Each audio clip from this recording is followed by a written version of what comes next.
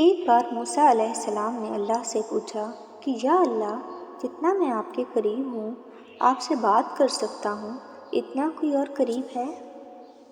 اللہ تعالیٰ نے فرمایا، اے موسیٰ، آخری وقت میں ایک امت محمد صلی اللہ علیہ وآلہ وسلم کی ہوگی، اور اس امت کو ایک مہینہ ایسا ملے گا جس میں وہ خشک ہونٹوں، پیاسی زبان، سوکھی ہوئی آنکھیں،